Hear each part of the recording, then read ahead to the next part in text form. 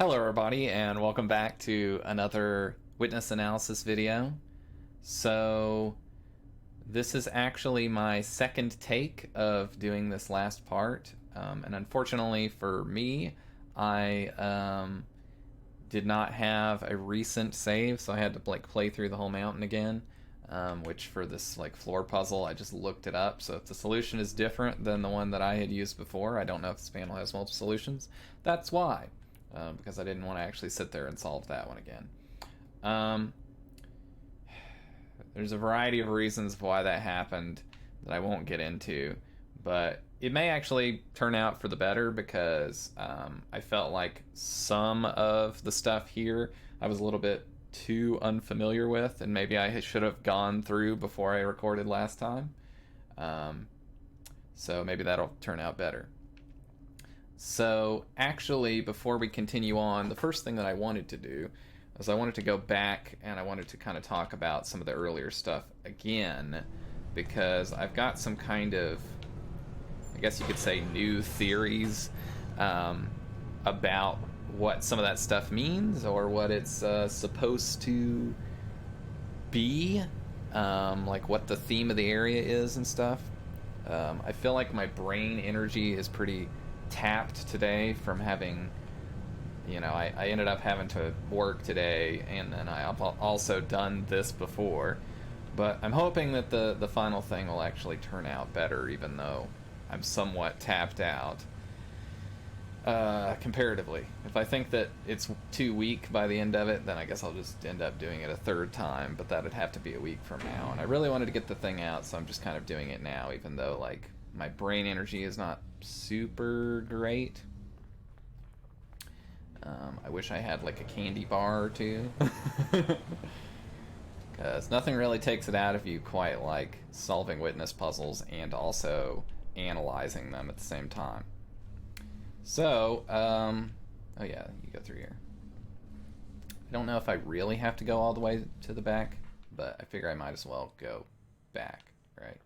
So the kind of thematic, obviously the obvious thematic thing about the whole mountain interior area is that it's sort of this industrial, or it's very spare, right? But I'm just going to kind of say what I believe the general idea for this whole area is, right? I don't think I'd said this in the previous videos, so I'm pretty sure this is a new observation. So oftentimes these puzzles here on the first floor are kind of seen as trolling the player, but they're not actually meant to troll the player, right? That's kind of just what they are like on a certain level of analysis. But the actual idea for this whole area is that the area is about trying to get into a state of mind in which you can accomplish deep work. And so at the first layer here is all of these kind of distractions and things that get in the way and things that you have to filter out or deal with in order to do work that aren't really related to the work. They're tangential things that are getting in the way. So for example, you might have a broken monitor and you might need to buy a new monitor, or maybe your dog died, or maybe you got to get the car fixed or something. You've got all these things that you have to deal with in life that are not, they're not the point of your life, and they're not the focus especially if you're trying to do deep work. And this whole area kind of takes the idea of making this game and uses that as sort of the window in to thinking about trying to do some kind of deep or meaningful work, right? So that's all that this first floor is about, right? It's just about things that are getting in the way of you doing the work that you need to do. Maybe that's that Windows Update needs to restart your computer without really asking you in the middle of doing something or whatever. And the whole kind of thematic of the area, although I think oftentimes people think that oh, it's just supposed to be like Portal or something. I think really it's trying to do the same thing that Portal's doing, but for like totally different reasons. But in any case, I believe the thematic is meant to seem like a modern office building, and the way that architecture tends to be done today, which is very utilitarian. It's very like kind of minimal ornamentation, if anything at all. It has no regard for, aesthetic beauty or comfort, really. It's just, like a skyscraper or something. It's just like, how can we just make this big building that we can fit as many people in so people can work in there? And that's often the environment in which you have to work, is this stifling kind of uncaring, uncharismatic, and cold utilitarian environment. We're not going to really analyze the statues that much because, first off, I don't have a great idea for some of them, and it's maybe outside of the scope of these videos a little bit, but I did want to kind of touch on that. So, and I think the reason that there's in construction things that were designs and concepts for this game is just sort of, it's just echoing that theme of work, right? And maybe we've solved some puzzles and we've now accomplished some amount of work or something. I don't know. One thing I did want to mention about the statues is something I literally just realized today because I was watching somebody's stream and they pointed it out, which is that this guy here, who's like a spelunker in this cave or whatever, is also standing next to a catapult. And I never really noticed that it was a catapult. And I'm pretty sure that the catapult, the idea here is that then this arch here is sort of, maybe a Gravity's Rainbow reference also, but it's the arch formed by, the object moving through the air being flung by a catapult, right? And I think that ties into the theme of arches for this area in general, because there's a lot of arches. You see them show up multiple times, including at the top of the mountain before you get down here. But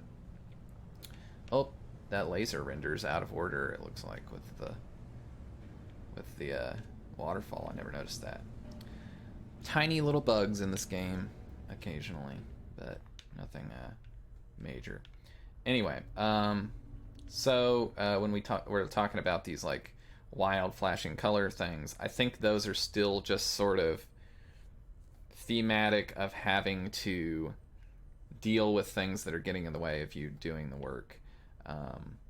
I'm not sure if there's a deeper meaning there. I might have to think about it. But I will say that for the puzzles over there, where you've got, it's not just about solving each individual puzzle, but it's every time you solve a puzzle, there's another puzzle, and then you have to solve that puzzle in a way that works with the previous puzzle, and so on and so forth.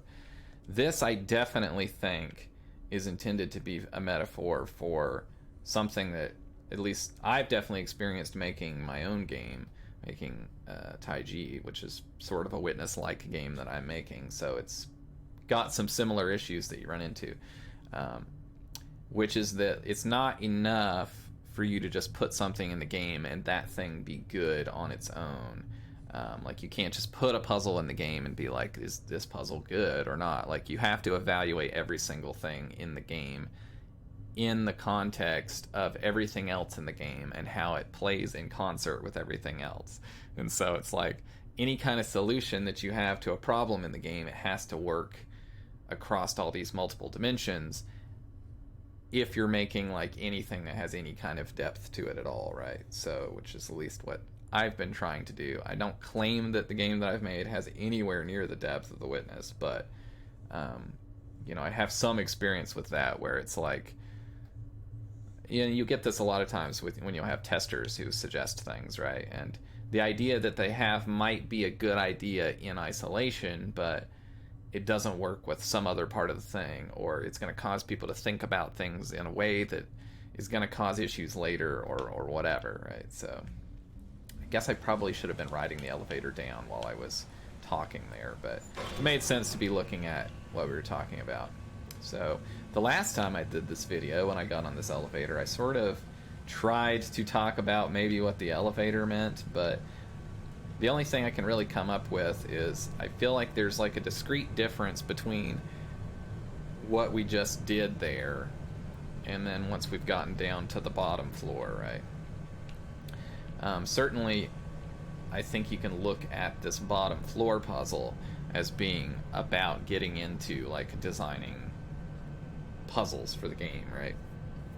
So if you're thinking about this as like what does it represent? Well, it represents doing the work, and in this case, the work is like designing a puzzle, which is why you get some sort of like limited ability to pick different things for this puzzle in terms of like picking symbols and things, and then having to design the puzzle a bit before you actually solve it yourself. Then as we head in here, we get into what has often been dubbed the Hell Room, which I think is actually thematically appropriate and correct, so it probably really is meant to give that vibe. It's certainly dark and red and spooky. There are some arches, but you can't quite really see the top of the arches here. And we've got a puzzle designer down here, right? And the puzzle designer has a blank canvas. They've got a bunch of different things that they could possibly use, different shapes. These are most definitely all of the shapes in the game, and none of them are missing. And I think the designer's in here working, and in some sense you could think of, like, I think there is a tortured aspect to like being an artist, right? And so if you're thinking of it as a hell room, there is that sense that you're also trapped with your work, right? So I don't know, and maybe that carries through to like this actual puzzle up here, or puzzles up here, which we'll activate in a second. But I believe that this is one of the same type of square like pressure plate things that are used in the keep area, in the back part of the keep area. I think it's one of those also, but it's utilized in a very different way. So, I guess I'll continue on the thematic analysis, and then we'll actually solve some puzzles. But thematically, like here we have puzzles that you can get an infinite supply of puzzles, and if you don't solve the puzzles, there's like new puzzles. So it's like the game itself is like acting as a puzzle designer here to generate new puzzles for us. But of course, for like a starting out player, you kind of would just be thinking, I need to solve these puzzles, and okay, that's cool, right? But then you might fail to solve the puzzle and be like, oh, I ran out of time. Most of the time people probably don't solve either of them on their first time. And you sort of, I guess, slowly become aware of that oh dear. No, I got it. No! I thought I had it. You become aware of that, like, it's a different puzzle each time, right? So it's not even like that you can have got a solution. You have to, like, start from scratch every time, right? Or that one was easy. So I don't know if this has something to do with, I guess you could think, if we're torturing the analogy, you could think of this as like trying to work on a deadline. I didn't really make these connections in the last video, but I'm starting to kind of maybe make a connection for this last little bit of the game that sort of ties all this together, I think. I'm not really sure, but you could imagine that as like I'm having to work under a deadline, and then like the doors close on me. And now we're heading out, and we got to head out into the world, and we got to release this game already, right? um, and yeah, we'll get back to that in a second. But you notice there are a bunch of arches here. This area feels. This is sometimes called the heaven room, and of course we've got like a little bit of church organ sound, which sort of gives it like a, I guess, a church feel, right? It feels obviously drastically different than this room, right? You could almost describe the tones of these rooms as being opposite to each other. So this is very positive and uplifting and triumphant and whatever, which are all, of course, nice things for an ending, but I think may also play into some of the symbolism, which I'll get to in a second. Let's hope that I do better at solving these puzzles now, considering I like just solved them.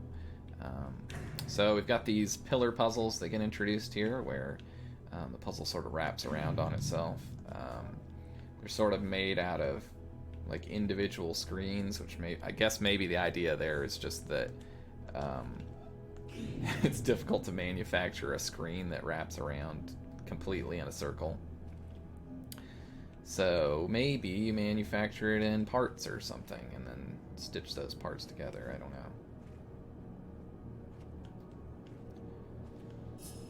Yeah, I actually did that fairly quickly. I'm sure I'm gonna bomb on these, but last time I spent like, I guess it was this one I spent a long time on, so we'll see. This one, I feel like we want to do, oh my gosh, there's something a little bit weird to me with the feel of these on the controller, and sometimes it feels like, wait a second, feels like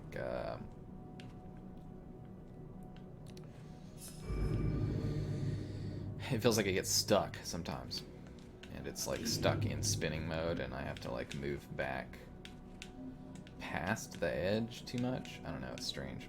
So this one, I again don't remember exactly how to approach, but we've got some white and black dots, and at least on the left side we're starting with hexagons, which you can't see because I already solved it, and then black and white dots. I don't know that there's actually really entirely a thematic construction of which mechanics go on which pillar. It kind of would make sense if there was, but nothing's really occurred to me as far as anything higher level there. It just seems like it's just the puzzles, man. Yeah, that's what I ran into before. That is what I ran into before, which is not great.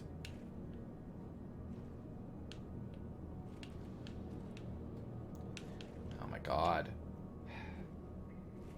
Like, speed-wise, it makes sense to be in fast mode until the thing starts spinning, and then it like spins super fast in a really weird way.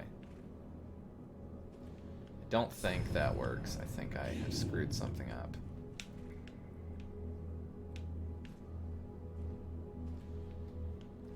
So the problem is like that the black is like totally a thing.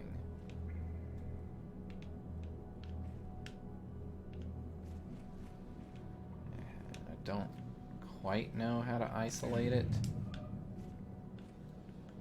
I guess I can do like this.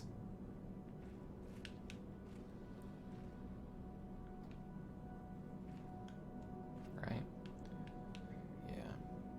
Do like this. And we've got white here and a couple more black here. Okay. That went way better than last time. It still was a little bit, but I don't really know, like I said, a higher level analysis of these other than just say that they're pillars. They're using this kind of novel mechanic of wrapping around these pillars, which is like a puzzle wrapped around itself, forming like a loop, or forming an orbit, perhaps.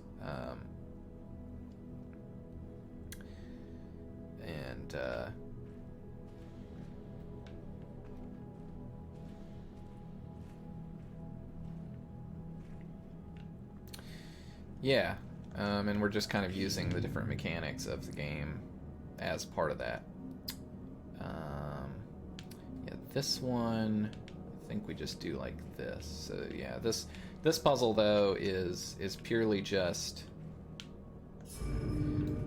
like, it's not meant to be a hard puzzle, but it's a puzzle that were the topology of this puzzle, not this kind of infinite toroidal loop. This would be impossible because you've got those 3 dots, and you can't hit all the 3 dots without like crisscrossing the puzzle and separating the things. But because you can connect around this way, which is a way you wouldn't normally be able to connect, it then works. So this one I got stuck on again last time. I always get stuck on this, so let's see whether I get stuck on it this time. But this one's one of those, like, every point on the thing. Actually, I don't think I'm gonna get stuck, because I think it's... No. It's like... not that one, first off. It's like this one. And it's something like this. Yeah. It's such a weird thing, but I don't really know what to say about this puzzle other than it's often very searchy, I feel like, when I have to solve it. The only reason it didn't take me forever this time is just because I basically remember last time. But I feel like, I guess the things I should have said are because we did this before. This is the problem with doing it before, is like I forget things that you think about. So there's 3 different start points on this puzzle, right, to begin with. And we can rule out one of them, right? We can rule out this one because no matter which way you go, you end up in sort of a catch-22 situation. By which I mean, if I go this way, and then I decide to go this way, I didn't hit this one, which means that I would have to somehow come back and hit it. But to hit that, it's going to end up at a dead end. And if I go this way, well, I didn't hit the one down here, so to get that one, I'd have to come back around and somehow hit it, and then I end up in a dead end. And then if I go this way, well, I'd have to hit this, and I end up in a dead end. So there's literally that tree gets pruned pretty quickly. And the other way, there's like lots of ways for us to get lost. Why there's 3 start points, I don't really know. Other than, I guess it makes the puzzle a little more confusing at the start. I don't know if that's necessary, but I don't know why there's 3 start points. In any case, this one you can use to solve it, or you could go this way and it's wrong, right? Like you could do this exact same puzzle with 1 starting point, but you know, maybe it's meant to like lock you in with like the first move you made was wrong or something, in a way that means something. If it's supposed to mean something, it doesn't mean anything to me, I guess is what I would say. So let's go through it and solve it again, just to be satisfied with having done all of these and having them in a solved state. This one I feel like it's, I mean, okay, I guess I'm seeing now how it could go wrong. So if you did it this way, right, then you can't do the other piece, really. Well, that's not true. You could do it in this way and then outline it on the other side, right? Or could you? Yeah, you can do that. Huh. I don't know if that's the intended solution, but last time I did this, I just did it this way, which you can certainly also do. Which is sort of less of a pretty solution, because there's just like a whole bunch of space here that's not used. But combining them is certainly a more interesting solution. But you can kind of shift them. So I don't know. I don't know what the intent there was. Maybe the intent was to do the combined one. Obviously, I mean, my experience designing a puzzle game is like sometimes you have alternate solutions to puzzles that were less interesting than what you were thinking when you put the thing in there, and sometimes you don't find them until you've shipped the game. Sometimes you do find them, but it's okay, and there's like so many other things that you have to think about, that like this thing having the right solution is maybe not as important, right? And sometimes you like to have like multiple solutions anyway. But and I guess it's thematically appropriate for this game that like you might miss the thing that's interesting, right, about the puzzle, even though you solved it, which is kind of, it's weird, but I do think it's thematically appropriate. I think this one is a mirror one. Yeah, okay. So this is the one here that has the, I guess you would say this is like rotational symmetry. It's mirrored on both axes, which rotating something 180 degrees and also mirroring it on both axes is the same. You get the same result. So somebody's going to point out that I was probably wrong in saying that, but so I've got, can't do black that way. If I do white,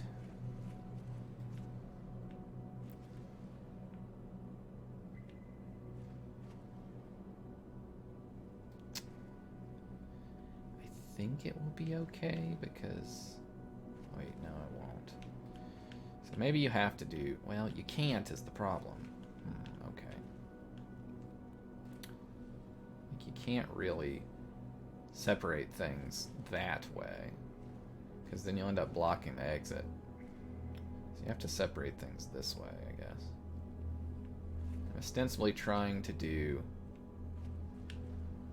just separate out black. I think I've, okay. That was like even luckier than last time I did this.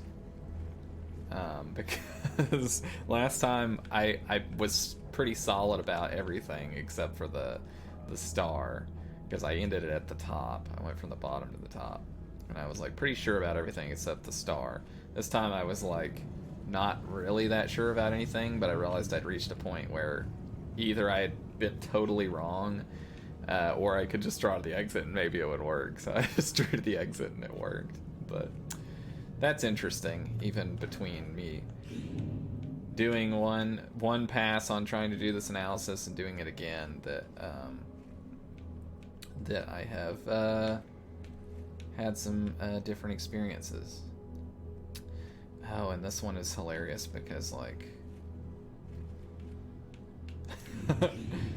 I did this okay, I did this like so straightforwardly last time. Oh, this one also has a mirror thing. That's why I'm getting confused. I didn't realize that it was a mirror thing. Yeah. So it's what would you even call that? It's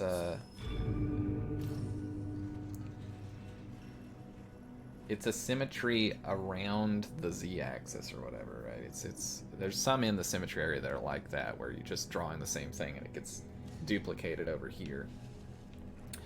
Okay, so we are ready for launch. We have prepped the engines. The ignition is turned on. And I think, you know, when we're talking about the gravity arc and we're talking about like, oh dear, the thing seems a little stuttery on the video here, so I apologize. I tried to record at like a higher thing, but we'll switch it to 1080p right for the end here, I guess, if it's going to be stuttery. Anyway, so apologies if stuff was stuttery there. I don't know. It just looked like it on OBS, and you can never tell. Sometimes the video file's fine. But anyway, I was going to say, if we're thinking about like gravity and we think of these arches as like,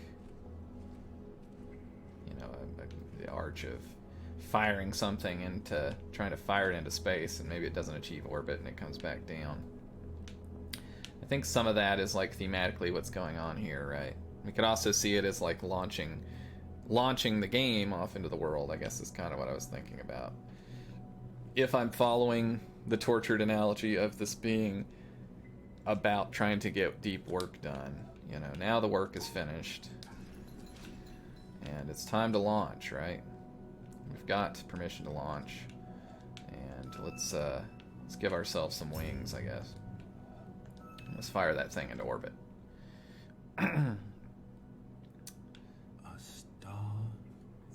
This time I actually remember to put subtitles on for the ending, because we haven't had text the whole time on any of these, so I didn't have subtitles. So,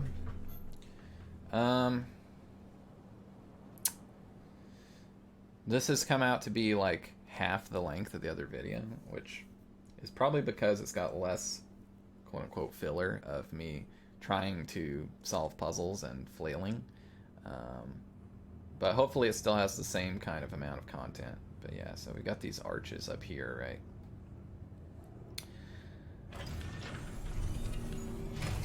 Fortunately, we're closing off what we've done before. Was it even worth it? What did we learn? What did we even truly accomplish at the end of all this?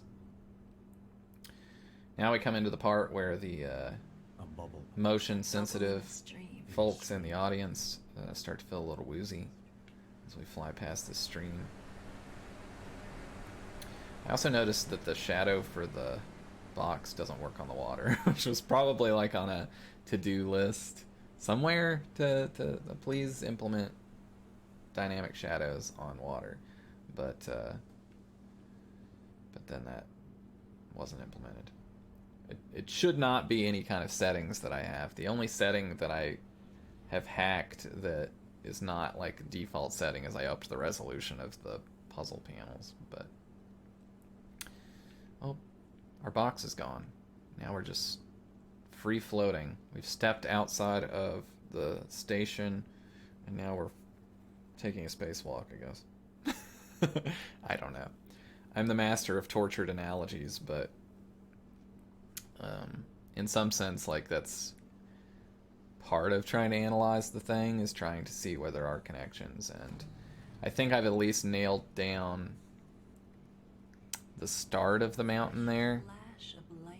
It's definitely about doing work and things getting in the way and being annoying, and not just about trolling the player with puzzles that are irritating. Like, it does function on that level, it kind of has to, right? But it also has to function on another level, which ties into that thing we were talking about like, your solution has to work across all these different dimensions. It's not enough for, like, you to just solve one puzzle in isolation. How does that tie into that the ending, like, resets everything? I don't know. I mean, obviously on one level, the ending resetting everything just sort of tells you that, like, maybe this is not, like, the real ending, which I will say, like, if you think that it is, and you've watched these videos this far, then a flickering lamp. Maybe there's more to the game for you to discover. But I think that's maybe part of what the feeling that it's meant to get across is. Apologies that I guess we're watching the end in a lower resolution, but I don't know why it seems to record fine last time without any stutters, but it was starting to get a little stuttery, so I just thought it was better to have smooth video than to have higher resolution at the end here. But yeah, we're just kind of going back and surveying everything that we've done, and it gives the player a chance to kind of think about all the things that they've learned. I don't have the laser for the symmetry area still on this file, even though I had to go back and replay the whole mountain right before doing this video. I still haven't gone back and done that for the symmetry area so that we have, like, a completed save. But yeah, somewhere along the line in this video you lose control. You can no longer really control where you're looking. There's like a slight weird wobble in the camera there. It probably isn't supposed to be there, but Phantom. And I won't offer any, like, deeper analysis of, like, what the the choice of the quote here for the end is. But yeah, going back to the start. It's undoing all of our work. We've lost everything. You know, I guess if I'm torturing the analogy, then it's like, it's time to start another thing, right? It's time to start all over. We finished that thing, and the only thing that's ahead of us is to do it all again. But maybe that's not really the meaning of it. Everything's always a little open to interpretation, but I'm pretty solid about at least some of those things, because I know that they're like not there just to be annoying and troll players. It's too shallow of a reason for things to be like that. A dream. And a dream. And a dream. Well, that's the end. Or is it? Find out on the next episode of Dragon Ball Z. So, that pretty much wraps up, I guess, layer 1 or, you know, of the game. It doesn't wrap up our analysis series. Our analysis series is going to continue, but I'm going to try to keep things as far as titles and thumbnails and things relatively spoiler free for those things, so that if you've gotten this far watching the series and you somehow don't know about anything more to the game, then you won't be spoiled on them just from having scrolled through this list or whatever. So you'll end up seeing some other videos on there that are like secret area number 1 or something. So you'll know that there's some secret areas in the game, but you won't necessarily know more than that. I was gonna do this, but I forgot to do it before I started the video. But someone suggested that I should probably be pimping my OnlyFans on the videos a little more, and I can do that here. So if you like these videos, you should join the Sexy Hikers Club on onlyfans.com/mvandevender. There's a link in the description for that.